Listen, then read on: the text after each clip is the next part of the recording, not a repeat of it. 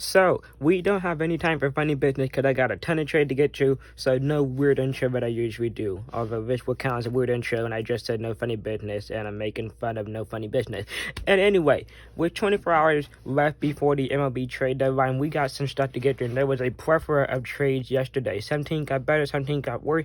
Let's see what happened. So, let's start with the Mariners, okay? They got a player to be named later. So that's one thing they got from the Giants because they traded AJ Pollock and Mike Nefias or whatever his name is, and a player to be named later or cash consideration. We'll see how that goes. And then the Mariners got rid of their closer. They got rid of Paul Sewald.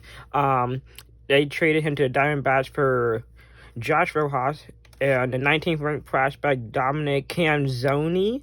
He had a couple games in the major league. He got like his first hit or home run or whatever against the Braves in that 16-13 game last week, and I watched him a little bit in the series against the Cardinals. He might be a good player, just kind of solid right now, still rookie. He's only played a handful of games. And then the Diamondback 29th ranked prospect Ryan Bliff. So we'll see if any of those moves turn out to be anything big. So like I said, the Diamondbacks got Paul Sewald, and I think this should really help their bullpen. I can't think of who their current closer is, honestly. They have a good deal of bullpen arms, and so hopefully this will be the definite closer they need, because Paul Sewald can sometimes blow the saves and gives up the lead and stuff like that, so hopefully he doesn't do that as much in Arizona, but we'll see. The Diamondbacks also got Jace Peterson from the Anson Cash, don't forget, Jace Peterson, Anson Cash, a lot of cash with his chin today, from the Athletics, and I guess that's cool. I don't really know how Jace Pearson's supposed to move the needle. I guess it's more depth piece than anything, but yeah, so they got Chad Patrick, some reliever from the Diamondbacks, so we'll see if he's any good. But then the Reds and A's made a trade, so the Reds got Sam Moll from the A's along with some international signing money, and the A's got the Reds 28th ranked prospect and Joe Boyle. Never heard of you. So we'll see how that turns out. The A's traded away Sam Moll, traded away Jace Peterson, traded away Shintaro Fujinami. I think I got that right. So they're just, trading everyone that has any kind of value. So I wouldn't be surprised if Esther Luis or Brent Rooker was out the door tomorrow. So let's get into the big stuff now. The Cubs, my Cubs actually made a trade. I'm shocked. We went on a 8-game win streak, and we got rewarded with not turning away the 3 best players on the team like in 2021. We got Jeimer Candelario. There was a lot of teams bidding for his services, and the Cubs end up winning it. And we also got Jose Coors or Kuz or whoever, and some cash as well from the Royals.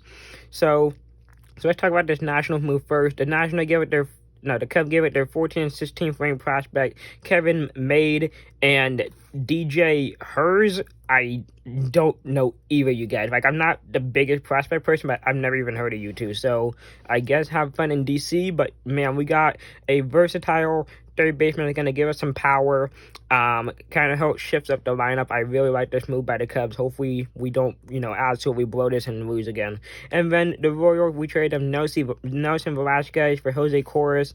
I've heard of you. I think you've had a cup of coffee with the Cubs, but I hope you do well in Kansas City. But yeah, Nelson Velasquez out the door. Next, 2 more trades here. We got 1-for-1 deal, Mark Canha, and some cash going to the Brewers, and the Mets got Justin Jarvis. I don't know who Justin Jarvis is, but I really like, he's their 30th ranked prospect, the Brewers. Now he's on the Mets.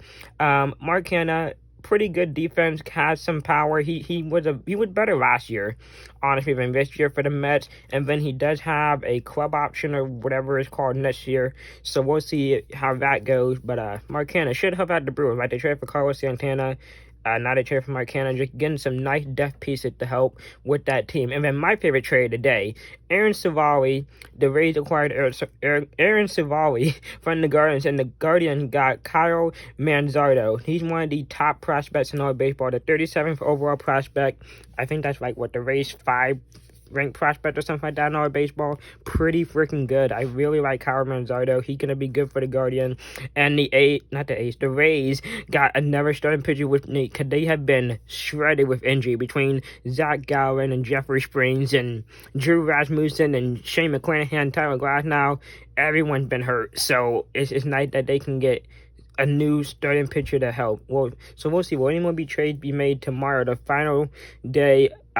What's the deadline? 5 p.m. Central, I think. 6 Eastern. So we'll see if anything else happens before then.